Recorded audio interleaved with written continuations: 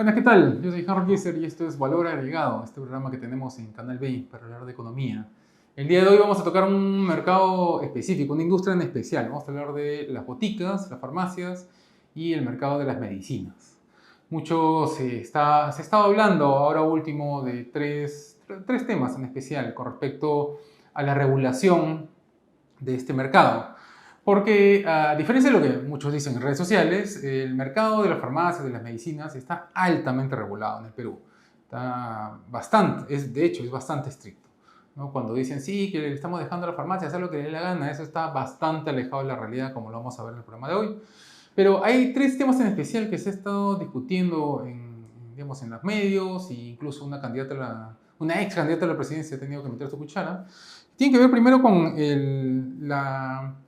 las consultas de doctores en las farmacias y en las boticas, ¿no? Hay una argumentación por la cual no se debería permitir que doctores tengan un consultorio en un costadito de la farmacia y atiendan pacientes, ¿no? Hay una argumentación a favor también de que sí exista eso, pero en fin, es un tema en discusión.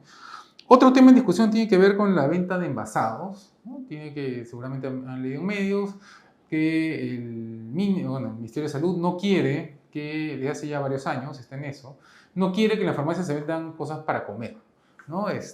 Chocolates, galletas, lo que sea, ¿no? Esta discusión se ha pretendido ridiculizar, diciendo que las farmacias quieren vender, no sé, pues su pollo saltado, lo que sea, fideos, lo que sea, en las farmacias, y esa no es la idea, ¿no? Lo que ellos han querido, o sea, lo que pretenden hacer es aprovechar el hecho de que tienen un establecimiento comercial en algunas zonas clave de la ciudad o al contrario, en algunas zonas alejadas donde no hay muchos establecimientos comerciales para ofrecer otros productos como galletas o chocolates. Entonces hay una discusión alrededor de eso y ahora último ha habido un cambio bueno, no un cambio, pero ha habido sí, pues ha habido un desarrollo en esa historia. Y lo último tiene que ver con los genéricos, ¿no? Que esa es una discusión también ya que tiene muchos años, que es la intención del Ministerio de Salud de que se vendan en farmacias, o sea, obligar a las farmacias a vender genéricos, medicinas genéricas, que se refiere a medicinas que son iguales, o sea, que tienen los mismos componentes, los mismos efectos, que otras medicinas que podrían ser un poco más caras, ¿no? Entonces, ahí hay que discutir cuál es el incentivo de una farmacia a ofrecer el mismo producto, pero más barato, ¿no? Porque al final van a terminar ganando menos. Pero todo eso en el Perú está regulado, y está en discusión, y hay leyes, hay decretos, etc. ¿No? Y eso tiene un sentido, porque a diferencia de otros mercados, ¿no? O sea, si yo, no sé, pues estamos hablando del mercado de zapatos, si no me gusta un zapato o lo están vendiendo muy caro, bueno, no me compro zapatos, pues aguanto un rato más, veo, no sé, que tenga más plata o quizás me voy a una zapatería que está en otro lado y listo, se acabó el problema. Pero cuando estamos hablando de medicina estamos hablando de la salud de la gente, ¿no? Del bienestar directamente, estamos hablando directamente del bienestar de las personas. Entonces tiene sentido que esto se discuta, se debata, pero se debata bien, ¿no? Y que toda la opinión pública esté enterada de qué es lo que está pasando y que no regulemos sobre la base de mitos o de ideologías. No me gusta pues que haya farmacias porque son empresas privadas, ¿no? Dirán algunos. Pero al final de cuentas, el Ministerio de Salud no está cumpliendo en repartir y distribuir gratuitamente todas las medicinas que debería distribuir. Eso ya está documentado.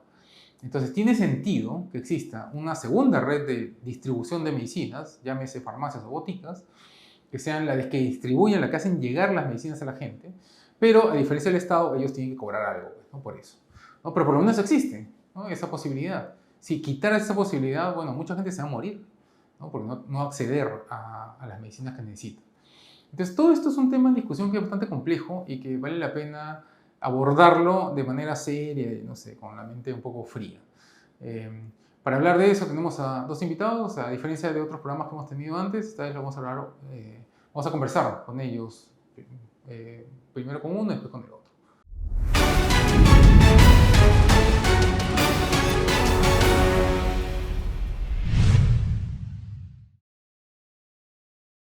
Bueno, me encuentro acá con el abogado José Antonio Tirado, que es socio en Estushi, Besada, Rodas y Peláez, abogados. Vamos a conversar sobre, en general, las regulaciones que han estado teniendo las boticas y un caso en especial que es el que nos reúne en esta ocasión. Primero cuéntame, ¿cuál es la... O sea, bueno, me imagino que es obvio, pero cuéntanos cuál es la lógica de que el Estado se meta a regular lo que una botica vende dentro. O sea, una vez que te da licencia ya no podrías vender lo que sea. Buenas noches. A ver, la justificación por la cual el Estado en el Perú y en muchos otros países interviene en la actividad de venta de farmacéuticos, de productos farmacéuticos, es claramente el de la seguridad de los usuarios, de los consumidores de estos bienes, ¿no es cierto? De las personas que, como tú o como yo, podemos necesitar en algún momento un medicamento y que acudimos a un local abierto al público para adquirirlo. No es la situación de cuando estamos internados en un hospital o cuando recibimos directamente del profesional de la salud el medicamento, sino que estamos en un escenario más común, un poco más abierto, ¿no es cierto?, de la adquisición de productos farmacéuticos. Entonces, como está en juego, podría estar en juego la salud, la vida de las personas, y se trata de un bien normalmente que en circunstancias especiales puede llegar a ser dramático o muy necesario, el Estado ha considerado o se considera justificada una intervención del Estado. Ahora, ¿qué es lo que ha ocurrido específicamente en el tema de los medicamentos genéricos? Ya, pero un ratito antes de entrar a eso. Pero una vez, para justamente ir entrando al tema, una vez que te han dado licencia para funcionar como botica y una vez que a la farmacéutica le han dado la licencia para producir una medicina, la farmacéutica coloca la medicina dentro de una botica y ya todo está licenciado. O sea, todo está, digamos, en principio saneado, sí, ¿no? en principio sí. Lo que ocurre es que en ese tipo de actividades que requieren una autorización administrativa, no podemos detenernos únicamente en el momento de la emisión de la autorización, sino que la vigilancia del Estado tiene que permanecer a lo largo de todo el ciclo de la actividad. Es como ocurre cuando sacamos una licencia de conducir. El Estado controla que cumplamos con las condiciones para poder validar nuestra habilidad técnica para manejar un vehículo, pero puede hacerlo en cualquier momento de la vigencia de nuestra licencia. ¿Qué es lo que ocurre cuando un policía nos ordena detenernos para comprobar que tengamos, por ejemplo, la licencia vigente, que tengamos el SOAT vigente, etcétera, etcétera? Entonces, no basta con, o no, digamos, la función de vigilancia del Estado no se agota al momento de la emisión del permiso, de la licencia, de la autorización, sino que justamente muchas de esas autorizaciones y licencias tienen condiciones que deben permanecer a lo largo del tiempo, y en ese contexto es que se justifica esa intervención. Ya, ok. Entonces, ahora, ya, hablando específicamente de lo que sucedió ahora último, tiene que ver con los genéricos, ¿no es cierto? Que es una... O sea, cuando yo como médico te recomiendo tomar una medicina y tú vas a la botica y no hay esa medicina, sino que hay uno similar, ¿no? Eso es básicamente lo que está pasando. A ver, la cuestión relativa a los medicamentos genéricos requiere conocer o requiere aproximarnos, dar unos pasos atrás para tener el panorama completo. Para producir una medicina se requiere de un esfuerzo muy importante, que es el que hacen los laboratorios en la investigación farmacéutica. Y como es evidente, más son los fracasos que los éxitos en el desarrollo de productos farmacéuticos, como ocurrirá en cualquier desarrollo propio de la inventiva humana. Eso lo vimos durante el proceso de la vacuna de COVID, ¿no es cierto? Que muchos laboratorios tenían partes de la solución porque habían estado investigando por su cuenta cualquier otra cosa y de repente resulta que había la necesidad de que se unan y las vacunas que nosotros hemos consumido son son asociaciones de varias empresas, laboratorios que se han tenido que unir para poder sacar esto adelante. Así es. O sea, eso muestra cómo las distintas farmacéuticas o laboratorios están investigando constantemente distintos problemas, ¿no? Así es. Y eso pues tiene un costo, que es el que tú estás Así es. Eso tiene un costo y el proceso desde que se desarrolla la investigación hasta la puesta en comercialización tarda muchos años. Claro. Eso tiene un costo para los laboratorios. La forma de proteger y de fomentarla una de las formas para proteger y fomentar la invención, el desarrollo, la investigación farmacéutica es el otorgamiento de derechos de exclusividad a ese laboratorio cuando, luego de todos estos años de investigación y de prueba y de contraste, llega al momento de su comercialización. Eso por un periodo de tiempo, ¿no es cierto? Por un periodo de tiempo. Entonces, a eso lo llamamos patentes, son derechos de exclusividad, que es lo que permite que ese laboratorio sea el único que pueda producir ese bien, ese remedio, ese medicamento. ¿Para qué? Para permitirle el retorno de toda la inversión que a lo largo de los años ha producido. Porque si no hubiera esa garantía, no hago nada, no investigo nada porque no... Exactamente, digamos, se perdería uno de los incentivos más importantes. No es el único, pero sí seguramente lo podremos calificar como uno de los más importantes porque lo que yo voy a invertir en contratar personal, en desarrollar investigaciones, en pasarme meses y años haciendo ensayo y error, en probar, etcétera, etcétera, tiene evidentemente un costo económico que ese costo económico debe se espera que retorne en algún momento. Por eso también era lógico, o sea, cuando se decía que las vacunas para el COVID debían ser públicas, o sea, deben ser gratis, públicas, los laboratorios deben abrir la patente. Eso no era muy lógico, ¿no? Porque justamente rompía con eso que estás comentando. Así es, pero eso tiene, digamos, otros caminos y otros mecanismos de solución frente a eso. Pero digamos... Como los hubo, ¿no? Así es. En un escenario de normalidad, lo que ocurrirá es que luego de obtenida la patente y los derechos de propiedad intelectual correspondientes a una invención de este carácter, habrá un periodo de exclusividad, de monopolio, digámoslo así, en donde únicamente el inventor, quien se fajó durante varios años para encontrar una solución a un problema médico en particular, sea el único que lo pueda explotar económicamente. Y eso pasa con todos los inventos, ¿no? O sea, si yo invento una nueva máquina voladora, también yo tengo la patente por absolutamente. Años, ¿no? Eso no hay ninguna originalidad o rareza en ello. Luego de unos años, dependiendo de algunas ciertas características de cada uno de los ordenamientos jurídicos, esos medicamentos luego entran a lo que se conoce como dominio público.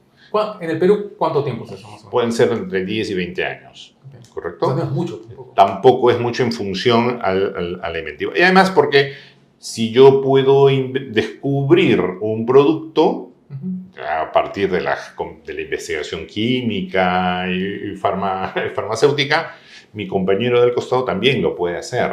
Entonces, no necesariamente, a lo mejor mi invento no es tan bueno, es el primero, pero no es el mejor, ¿no es cierto? Porque el del costado también lo puede desarrollar, lo puede inventar, puede corregir, tendrá menos contraindicaciones, tendrá menos efectos adversos, tendrá un impacto más favorable, en fin, todo lo que la inventiva científica y el desarrollo científico nos pueda producir. Y ahí es importante también aclarar que o sea, cuando uno compra su medicina, hay una cadena de valor que se ha generado, ¿no? Entonces está el laboratorio, que es un mercado altamente competitivo, ¿no es cierto? O sea, los laboratorios están con las justas ahí compitiendo uno con el otro, y eso de ahí se lo vende, digamos, distribuidora, todo llega a la botica, que es donde uno efectivamente lo compra, donde hay, bueno, no es el único lugar donde lo puedes conseguir también, ¿no? Porque, digamos, el Estado también distribuye medicinas por su cuenta. Entonces uno puede percibir que no hay competencia, ¿no? Porque siempre hay noticias sobre que hay un monopolio en las boticas, que es otro tema, pero en fin. Entonces uno puede pensar que, pero esta pastilla, al final todo es una sola gran corporación, pero eso no es cierto, ¿no es cierto? O sea, los laboratorios están en una competencia. Los laboratorios en el Perú están en competencia, los laboratorios son empresas, digamos, es uno de los escenarios donde el producto de la internacionalización es más evidente. Compiten en el Perú, compiten en América, en la región, compiten en el mundo. Son uno de los grandes tipos de multinacionales. Así que hay eso, y el mercado ofrece dentro de sus posibilidades distintas opciones. Probablemente todos quienes hayamos viajado alguna vez a una ciudad de altura en los Andes habremos tomado algún medicamento, alguna pastilla de estas especiales para evitar en alguna medida los efectos del mal de altura, ¿no es cierto? Bueno, no es producto de una transnacional, producto de un laboratorio más bien local, ¿no? Digamos, para mostrar un simple ejemplo de los nichos de mercado que se puedan presentar, efectivamente. Ya, entonces se libera la patente después de 10, 20 años. Y un laboratorio a tu costado puede también producir su... A partir de ese momento, digamos, adquiere la denominación de genérico, en el cual lo que se hace público es la composición del medicamento y, por lo tanto, pasa a disposición de cualquier... Entonces, eso es genérico. No sé. Genérico es cuando se libera la patente y otro al costado ya sacó lo mismo con otro nombre. Exactamente, con otro nombre, porque el nombre comercial es propiedad intelectual también de quien lo registró oportunamente, ¿no? Ahora, el problema viene, creo, uno de los problemas viene por el lado de que si alguien ha estudiado farmacología, puede entender, ya claro, este es igual que este tal otro, pero no sé, un abogado o un contador no tiene, o sea, va a una botica y el que atiende te dice, no, pero este es más barato y toma este y tú no tienes forma de realmente saber. Así es, por eso es que hay una serie de regulaciones y exigencias que progresivamente se han ido implementando en este ámbito, ¿no es cierto? Entonces, hay el deber de ofrecer medicamentos genéricos junto con los medicamentos de marca. Hay los deberes propios de los profesionales de la salud que atienden en el ámbito farmacéutico de ofrecer y controlar de algún modo que la oferta de esos productos se ajuste a condiciones de salubridad, equidad, en fin, ¿no? Entonces, ahora, no es que uno va tirando como cosas. Figuritas de fútbol. Pero hay obligación, o sea, ahí entra ya el detalle de los cambios que han habido ahora último, ¿no? ¿La botica está obligada a ofrecer medicamentos genéricos? Sí. Ahora, en el año 2019, mediante un decreto de urgencia dictado en el periodo de interregno, luego de la disolución del Congreso, por lo tanto es una norma en verdad con rango de ley, se impone el deber a los establecimientos farmacéuticos de ofrecer medicamentos genéricos dentro de unos ciertos límites que esa misma ley establece. Hay una lista, se tiene que ofrecer hasta un máximo de 40 productos farmacéuticos de carácter genérico que son determinados, señalados por el Ministerio de Salud. El Ministerio de Salud decide eso. Así es. Entonces, ahí, digamos, hay dos preguntas específicas. Uno es, ¿existe integración vertical, o sea, de los boticas a los laboratorios?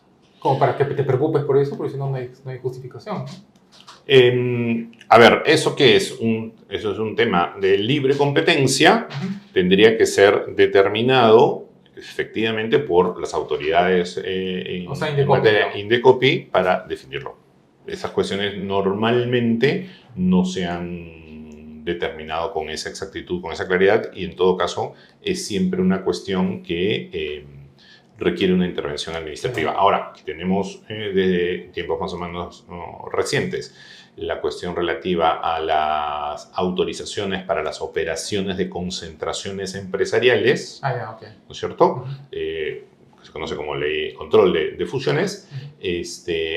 Eso podría ser objeto de una investigación cuando se produzca una operación de esta naturaleza. Pero ¿no? eso, digamos, esa es otra historia. Otro tema. Y otra aclaración es, eso, o sea, porque uno va a una botica y al final uno siempre pide lo mismo, ¿no es cierto? O sea, uno va a la botica básicamente, la gran mayoría de las veces para pedir las 3, 4 productos, ¿no? Aspirina, 2 o 3 cosas. Entonces, estos 40 productos puede parecer poco si uno va a la botica y ve la cantidad de cosas que tienen disponibles, pero ¿qué porcentaje de lo que las boticas mueven es eso?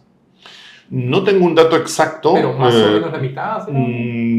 A ver, el objetivo ha sido poner por parte del Estado a disposición de los ciudadanos una oferta muy significativa, muy importante de medicamentos genéricos. En el entendido que los medicamentos genéricos tienden a ser más baratos que los medicamentos de marca, por una serie de razones que ya nos hemos referido.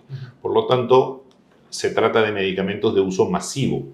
Por lo tanto, estamos hablando de un porcentaje muy significativo de esas atenciones, que suelen ser esas atenciones relativamente menores, que evidentemente si uno va a comprar a la farmacia es porque no tiene, digamos, un nivel de gravedad o de afectación muy significativo, porque si no estaría en el profesional médico directamente atendido, ¿no es cierto?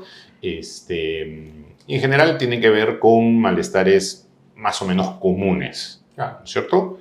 Dolores, inflamaciones, malestares de esa naturaleza que pueden ser atendidos. No son medicamentos, evidentemente, de alta complejidad para atender afecciones igualmente complejas o severas. Entonces, eso era el 2019.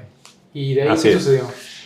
Ahí lo que se estableció en esa norma fue que este listado iba a estar vigente durante un periodo hasta el año 2020, digamos más o menos un año, sometido a una revisión antes de su vencimiento. Lo que ocurrió fue que la ley sale en el año 2019, el primer listado sale en el 2020 y nos encontramos en pleno periodo de pandemia. Lo que ocurre es que a punto de vencer se extiende esa disposición de mantener la venta de productos genéricos hasta 6 o 9 meses luego de la conclusión del estado de emergencia producto de la COVID. Por lo tanto, mientras había la presencia de la COVID y por lo tanto el estado de emergencia sanitario, se mantuvo esa exigencia. Vencido o agotado el estado de emergencia por la COVID, se inicia un plazo de unos 9 meses en los que se mantuvo ese listado. Lo que ha ocurrido es que ese plazo ha vencido. Entonces, sin que el Ministerio de Salud haya propuesto la renovación de ese listado, la inclusión o el retiro de algún producto, porque, digamos, la ley le permite hasta 40 productos en ese listado de venta obligatoria, ¿no? El listado contiene 31 productos. Pueden ser más hasta 40, pueden ser menos, pueden cambiarse. Eso en función de, evidentemente, la evaluación que el Ministerio pudiera hacer. Lo que ocurre es que el Ministerio no ha hecho esa evaluación, o si la ha hecho, no la ha concluido y en todo caso no ha promovido oportunamente la renovación de esa vigencia. ¿Y en la práctica qué sucede ahora? Entonces? En la práctica lo que sucede es que ya no es obligatorio que los establecimientos farmacéuticos tengan un stock de medicamentos genéricos que ofrecer. Porque la ley establecía que era obligación de todos los establecimientos farmacéuticos tener estos 31 productos permanentemente en un stock mínimo para la venta, lo que a su vez también genera algunas complicaciones de manejo, digamos. Saber que en todo establecimiento tiene que haber necesariamente un número de productos para la venta tiene alguna complejidad. Menos complejo para las grandes cadenas, más complejo para las pequeñas o las farmacias independientes, claro, ¿no es cierto? Por razones de economía de escala que son más o menos evidentes.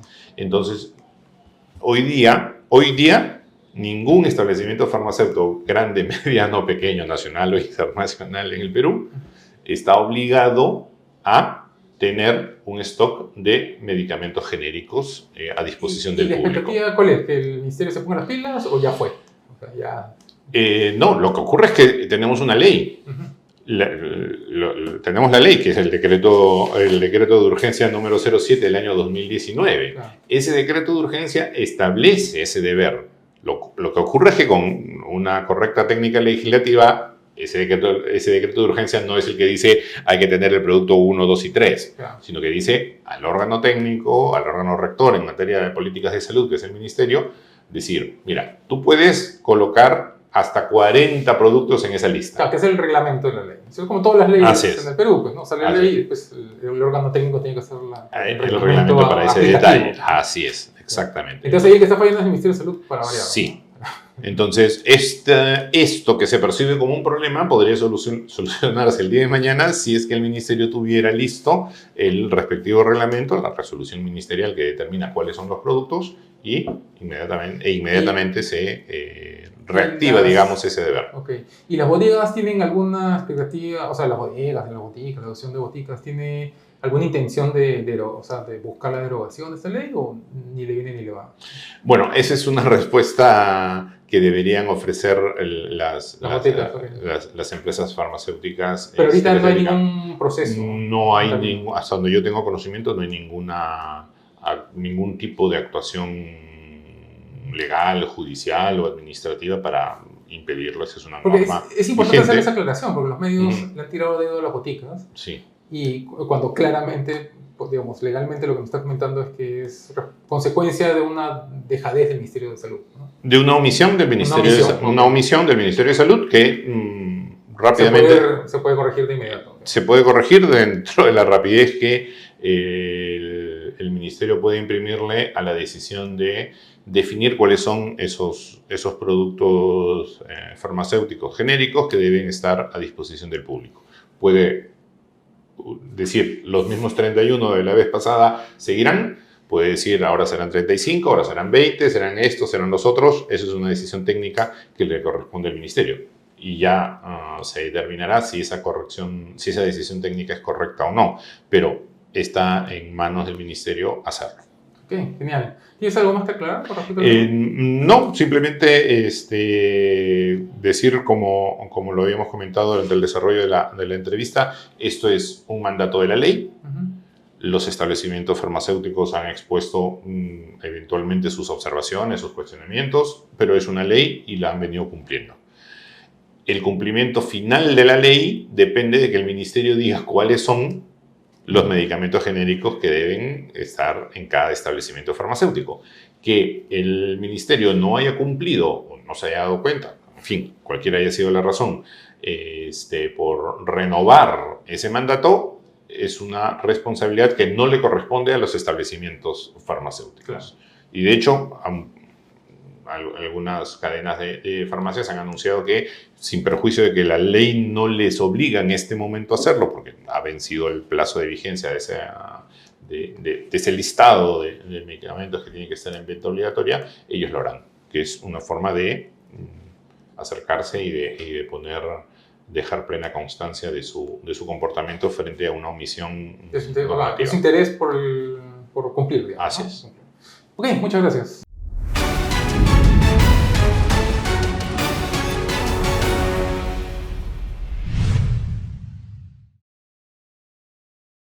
Y ahora nos encontramos con Elizabeth Cabero, que es gerente general de la Asociación de Cadenas de Boticas. Ustedes han tenido unos meses bastante movidos, ¿no? Porque hay varios temas que tienen que ver con la regulación de las boticas.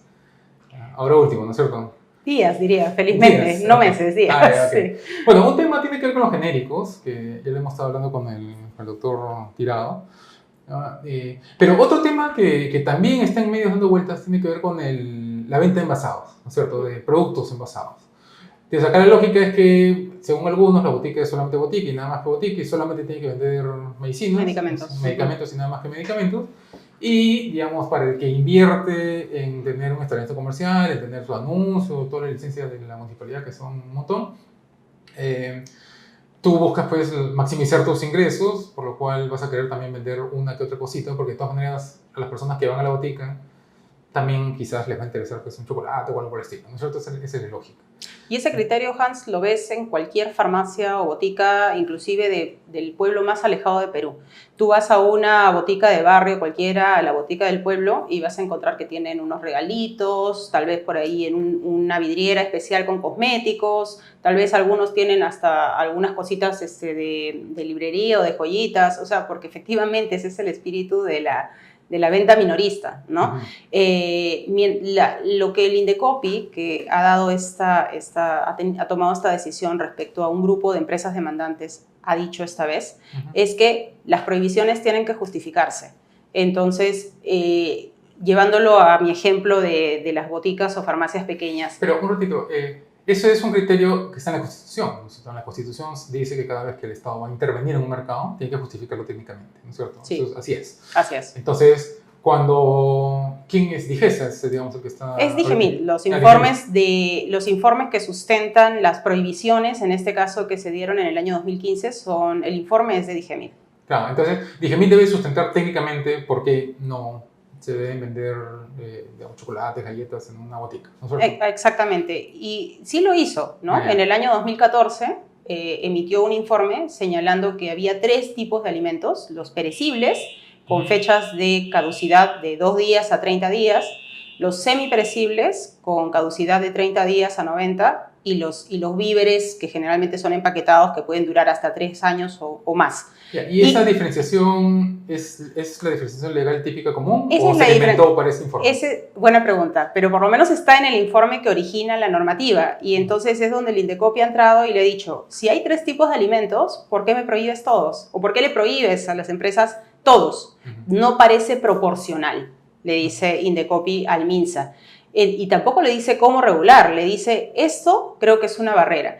Y Hans, obviamente la gente de Indecopi, o sea, los integrantes de la sala que en segunda instancia han dado la razón a las empresas, tienen que haber analizado lo que pasa en el resto del mundo. O sea, en todo el continente, las farmacias pueden vender una variedad de otros productos. En algunos países son más abiertos, otros lo restringen a ciertos tipos de productos, pero en general hay más apertura que en el mercado peruano. Ahí hay que aclarar que Indecopi está... O sea, Indecopi, la función de Indecopi no es velar por los derechos de las empresas o de los consumidores, sino por la libre competencia, ¿cierto? En este caso. En este caso. Entonces, ellos han encontrado que estas restricciones que ha puesto Digemid son una barrera a la libre competencia que debería haber entre la botica, de tal manera que los consumidores puedan tener mejores condiciones para poder conseguir sus productos. ¿Cierto? Sí, una barrera de acceso al mercado, ¿no es cierto? O sea, que una empresa pueda ir al mercado y ofrecer un producto y le dice: el MINSA es la autoridad que puede poner estas prohibiciones o exigencias en otro caso, pero lo que no puede hacer es hacerlo sin justificación. Eso es lo que está diciendo la Indecopi al MINSA. Entonces, en el caso de los alimentos ha dicho: habiendo 3, y siendo que las empresas están reclamando por el tercer grupo de alimentos, los víveres empaquetados con fechas de caducidad largas. Claro, entonces, ¿por qué los metes todos en la misma bolsa? Claro, y prohíbes todo. La botica no tiene interés en vender manzanas o... De ninguna manera, o Hans. Sushi, no sé. No. Tiene interés en vender galletas... Te explico técnicamente un poquito más por qué. Porque los alimentos atraen, podría ser que atraigan plagas, ¿no? Que atraigan insectos, qué sé yo.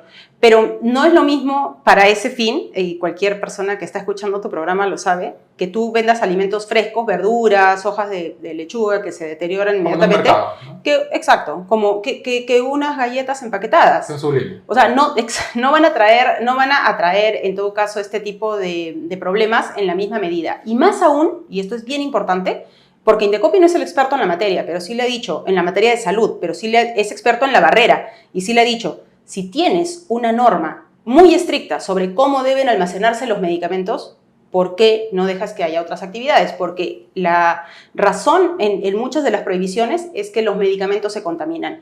Pero mientras que hay una norma muy estricta que te dice cuántos centímetros tiene que distanciarse del techo, el color de los estantes para que sea el polvo fácilmente visible y que lo limpies, no tiene que haber rugosidad, no tiene que haber cortes, tienes que almacenar los medicamentos con un determinado criterio, por nombre, por laboratorio, tienes que controlar la temperatura tiene un rango para los medicamentos que no necesitan refrigerarse y otro rango para los refrigerados. Habiendo todo ese conjunto de normas sobre cómo almacenar y dispensar, ¿por qué estás impidiendo? Mientras que se cumpla eso, déjalos hacer la otra actividad. Aparte, hay productos que se venden efectivamente en las boticas que están a un paso de ser otra cosa, ¿no? O sea, las pastillas Vic, por ejemplo, son casi no sé, un caramelo de limón, ¿no?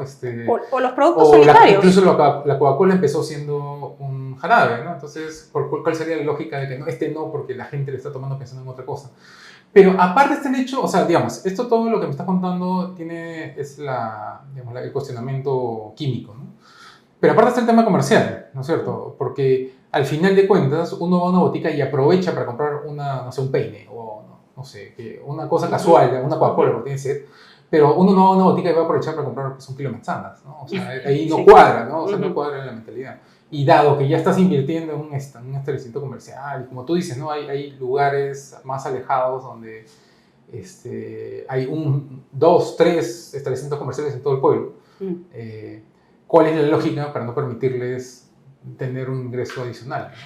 Justamente yo pienso, Hans, que esta es una buena oportunidad para que no solamente el Ministerio de Salud, sino en general el Estado, los funcionarios revisen. Cuando el Indecopi te llama la atención, yo creo que no es algo malo, es una oportunidad para decir, oigan, tal vez la ley que dimos hace 10 años ya no es tan razonable, porque, por ejemplo, antes te decían, no puedes tener un médico adentro. ¿Por qué? Porque no puedes permitir que se esté paseando el paciente y el médico dentro del establecimiento, dentro del almacén. Perfecto, pero ¿qué pasa si lo tienes en o sea, si el empresario toma la decisión de invertir en hacer un espacio aparte, ¿no? un pequeño consultorio con todo lo que tiene que tener?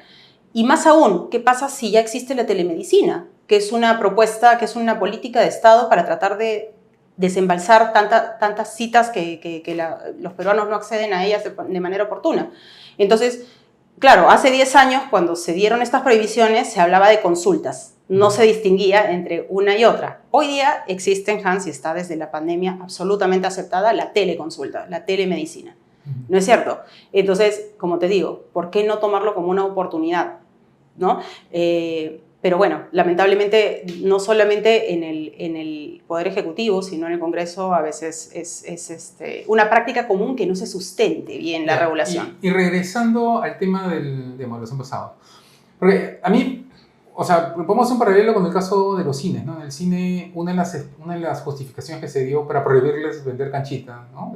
O sea, bueno, perdón, permitir que la gente entre con su canchita, era que estaban evaluando que no podía ser que su principal fuente de ingresos sea la venta de canchita. No, porque tú eres cine, entonces tu principal fuente de ingresos tiene que ser la venta de entradas para ver la película. Pero al final, como tú como empresario, cómo organizas tu estructura de costos, de negocio, es tu problema, ¿no es cierto?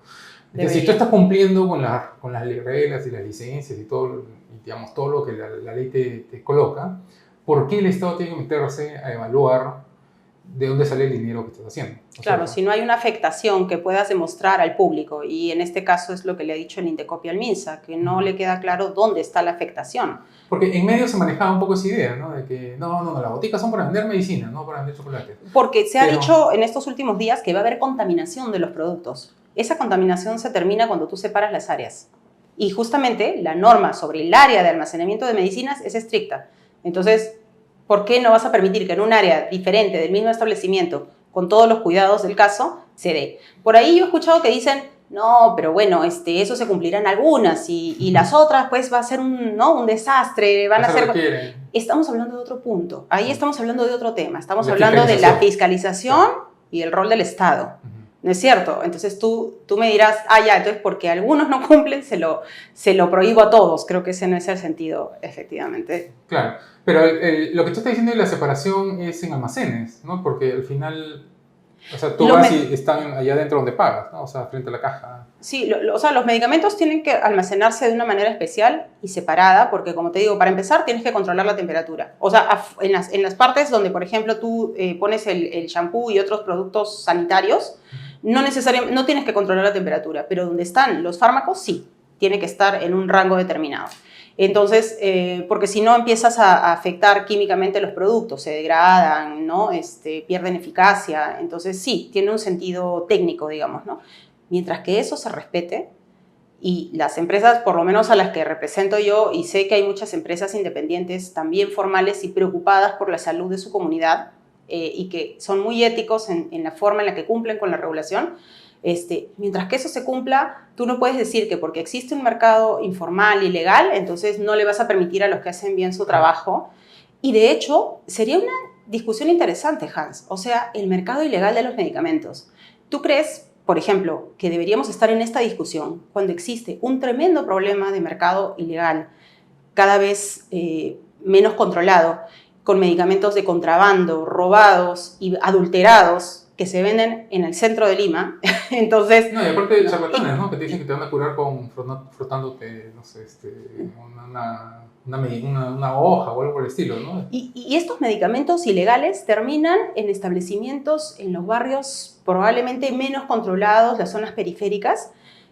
Abren descaradamente a las 5 de la tarde, que es cuando no va a ir un inspector a fiscalizarlos, y es la peor competencia desleal que tú le haces a los empresarios en boticas o farmacias que se esfuerzan por cumplir con la normativa, con todo lo que eso cuesta, digamos, ser formal en el Perú. Ya, porque otro cuestionamiento que yo le encuentro a porque la situación actual, ¿cuál es? La situación actual de la venta de envasados en boticas. ¿Es que no se puede? ¿O sí se puede? Sí, para las empresas que han conseguido esta resolución de Indecopi ya están habilitadas, ¿no?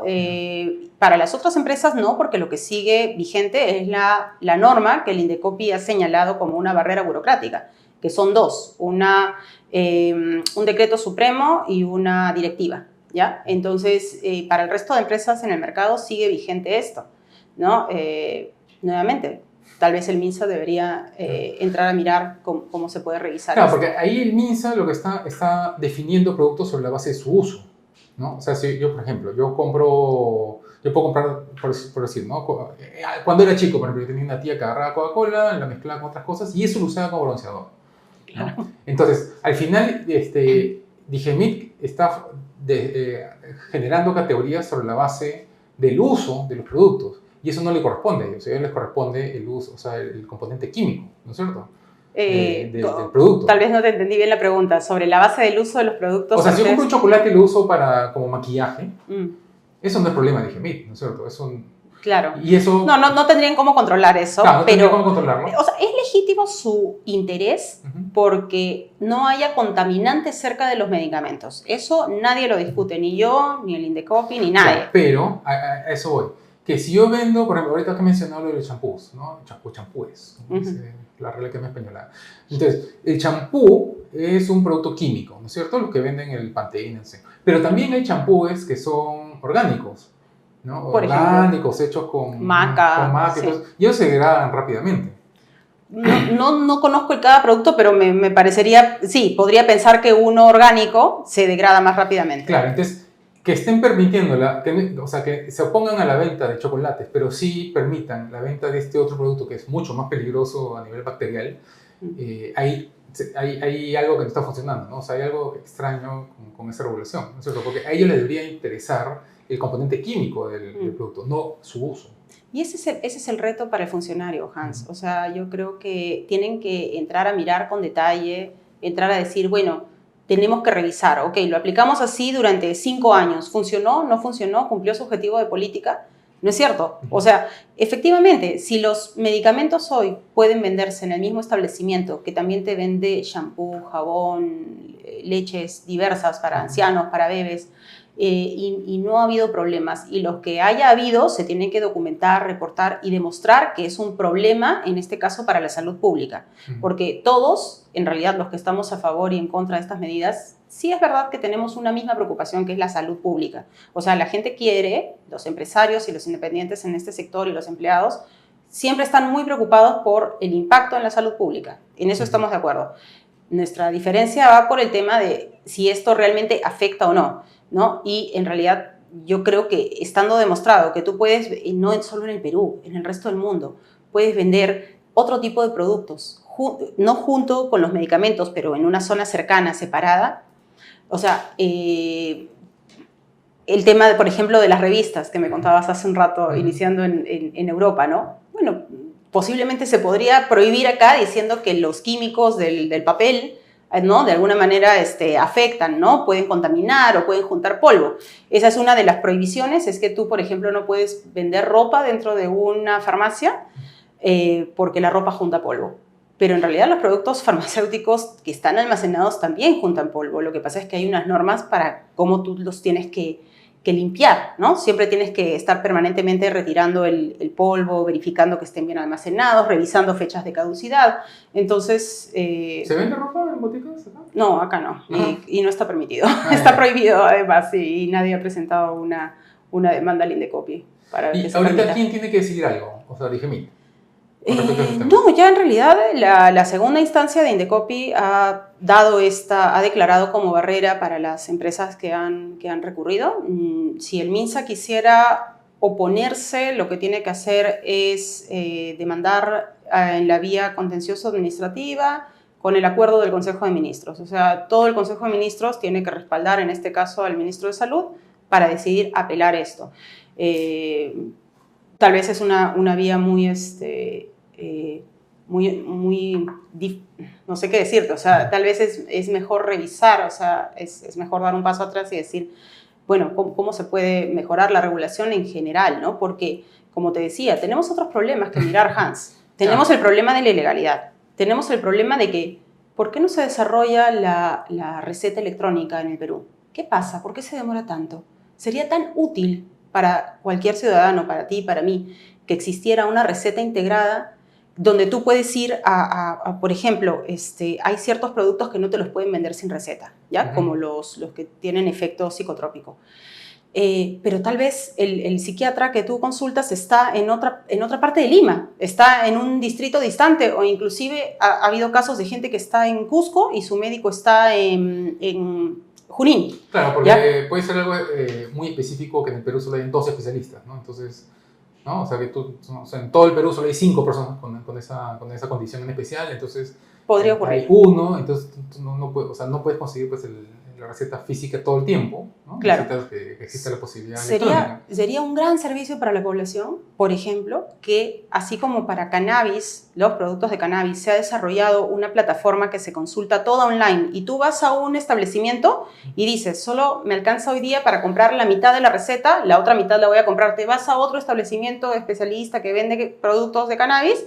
Ah, ya, señor, acá veo que le han vendido ya 5 y usted tiene 10. Ya, perfecto, le vendo los otros 5.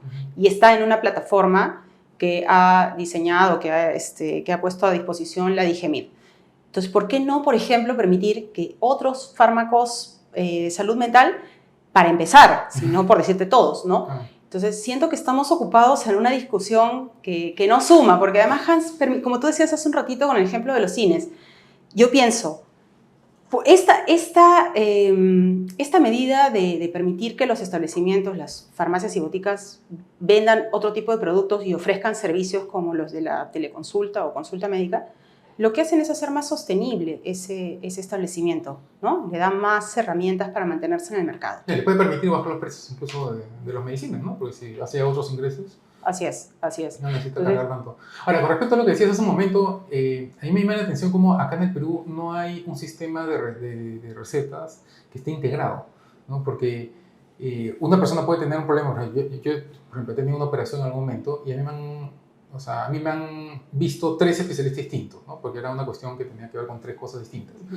Y entre ellos no estaban comunicados, ¿no? Entonces, si en algún momento alguien me recetaba algo que entraba en conflicto con otra persona, yo por mi cuenta tenía que gastar aparte, hablar con un cuarto doctor que sea generalista, que decirle, oye, esto entra en conflicto con tal otra cosa, porque han habido casos de personas que... Polimedicadas, claro. Claro, o sea, yo he sabido de personas que han tenido la misma condición que yo, que en algún momento entran en conflicto y los tumban 2 días, ¿no? O sea, lo duermen sin querer por 2 días, ¿no? Todo eso, en otros países está integrado en un sistema electrónico, ¿no? De tal manera que ahí entra el doctor y se evidencia que alguien está entrando en conflicto con otro. Claro. Acá en el Perú no hay eso, ¿no? No hay ni siquiera médicos generales. O sea, hay muchos sistemas. Tú te vas a una clínica privada y hoy en día sales del consultorio del médico y ya no te entrega la receta en físico. Te dice, perfecto, ya está su receta, pase por la farmacia. Eso es receta electrónica. E-Salud también tiene un excelente sistema desarrollado, pero incluso interno de salud, que se junta con el proveedor que ellos tienen para la distribución de medicamentos en Lima y Callao, que es un concesionario. El médico está prescribiendo en E-Salud y la receta ya está en el almacén donde se están armando las prescripciones individuales. Maravilloso. El MINSA tiene otro por su lado. Efectivamente, pero ¿qué pasa? ¿Qué falta? ¿Quién tiene que ser el líder en política nacional que integre todos estos y nos haga un gran favor a los ciudadanos? Ya, y para terminar, entonces, el otro tema, que tiene que ver con los genéricos, ¿no? Porque ya hemos comentado los envasados, el de las consultas en las boticas. El de los genéricos ahorita está en stand-by, ¿no es cierto? Hasta que DIGEMIT el Ministerio de Salud en general actualice el reglamento. Sí, bueno, hablábamos hace un rato de cómo debería ser la relación del privado con el Estado, ¿no? Y hay niveles de rigidez, ¿no? Niveles de intervención que tú pones en las empresas en aras de algo que es de interés superior, ¿no? La discusión acá, Hans, es que el Estado tendría que estarle proveyendo de los medicamentos al 95% de personas en el Perú que son asegurados del SISI de salud. Como eso no ocurre, como la provisión de medicamentos es deficiente, una salida de política pública que se ha visto es la de obligar a las empresas privadas a ofrecer una lista de 40 medicamentos genéricos, porque el genérico es a un precio más accesible. Creo que queda claro que esto es una rigidez, esto es algo que se le impone a las empresas para suplir de alguna manera lo que el Estado no cumple. Dicho eso, varias empresas y gremios han salido a decir que ellos van a seguir ofreciendo estos productos porque entienden justamente la situación, al margen de que sea lo correcto o no. La situación es que los peruanos no acceden, 7 de cada 10 según la encuesta de hogares, acceden tarde a una consulta médica, y de las farmacias, obviamente, ya para qué abundar, ¿no? Pero sí, efectivamente, los genéricos van a seguir en el mercado. Muchas empresas no necesitan esta regla. Existen stocks mucho más altos. O sea, las empresas ofrecen genéricos más allá de lo que la ley obliga. Te estoy hablando de stocks de 40% de unidades en genérico. Porque esto tiene que ver con la disponibilidad. O sea, la botica tiene que tener en almacenes, en teoría, ¿no? Los genéricos, esa era la idea. Sí. Pero no tiene que ponerlos en el mostrador. No, o sea, tiene que tenerlos a disposición del público. Tú tienes que saber previamente que existe un genérico que se llama X, que es más barato, ¿no es cierto? Sí, bueno, o simplemente ir a la farmacia, y si tú quieres comprar algo y te ofrecen un producto, tú le puedes preguntar al farmacéutico, ¿tiene un genérico, tiene otro genérico que cueste menos, ¿no? Y ellos te van a ofrecer, seguramente en todos los casos te van a ofrecer algunas otras alternativas también. Tal vez te dicen, sí, tengo otro que es más caro. No, más caro no quiero más barato. Ah, perfecto, ahí estoy. ¿Y cuál es el incentivo al farmacéutico a ser sincero en ese momento? Porque puede ser que tú digas, oye, ¿tienes algo más barato? No, lo siento mucho. Porque, digamos, él gana por comisión, me imagino, ¿no? O sea, el porcentaje de lo que ve. Yo te diría, de eso de la comisión no te podría hablar, no he escuchado sobre ello, pero sí te puedo decir que hay dos... La botica como institución, entonces... Yo creo que hay dos incentivos. Uno de ellos es la sanción, ¿ya? Si resulta que yo no soy un cliente cualquiera, sino soy un inspector, la sanción por no ofrecer un genérico, siendo de la lista que hasta fines de febrero era obligatoria, la sanción es muy fuerte. Pero ahorita eso está en el aire. O sea, sí. Y la segunda motivación, que yo creo que es la más fuerte, es que, en serio, Hans, yo he conocido por mi trabajo a muchos químicos farmacéuticos que son personas muy preocupadas por la salud de la gente. Realmente les interesa que su comunidad esté saludable, les gusta conversar con el paciente, le preguntan cómo está su presión, señor, coma bajo de sal, está tomando esa otra cosa porque mire, usted es polimedicado, no vaya a ser que se le va a cruzar esto con lo otro, tenga cuidado en los próximos días, no tome, no consuma vinagre. O sea, normalmente el farmacéutico cuando puede atender a su comunidad debidamente, es una persona preocupada. Y cómo no, por supuesto, podría también darle recomendaciones de alimentos especiales que hoy día no son de fácil acceso. Hay unas cuantas tiendas especializadas donde vas a encontrar todo, generalmente en las zonas más céntricas de Lima. Te vas a los distritos periféricos y no hay esa oferta. Pero lo que sí hay es farmacias. Hay muchísimas farmacias y boticas, porque según la DIGEMIT son como 28.000 establecimientos, entonces de los cuales más o menos 3.000 son cadena. O sea, la gran mayoría de establecimientos son independientes, y en cada ciudad, en cada barrio, en cada pueblito, seguramente vas a encontrar un farmacéutico que va a estar preocupado por la salud. Bueno, pues, pero yo había leído que hay un monopolio en... ¿Habías leído? Sí, yo he leído No, es claro. No voy a decir dónde, pero... Sí, el 14% son 28.000 según la estadística oficial. Realmente funcionando activamente en el mercado son muchos menos, posiblemente estemos hablando de 17.000, algo así. Y los locales considerados cadena, característica cadena, son aproximadamente 3.000, entre 3.000 y 4.000 establecimientos, de los cuales las dos empresas más grandes tienen la mitad. Entonces, esa es más o menos la foto del... O sea, está bien alejado de la realidad, el que dice que todos son un monopolio. O sea, ese es el número de establecimientos. Yo creo que eso no se llama monopolio en ninguna parte del mundo, pero... Sí. Ya, ok, pues. Bueno, muchas gracias por por quedarse hasta el final de este programa. Si no les ha gustado algo o les parece que estamos en desacuerdo, puede dejar un comentario aquí o en las redes sociales en general. Ya nosotros lo veremos y lo discutiremos seguramente. A nosotros nos encanta discutir. Si no, no se olviden regresar la próxima semana para seguir hablando de economía.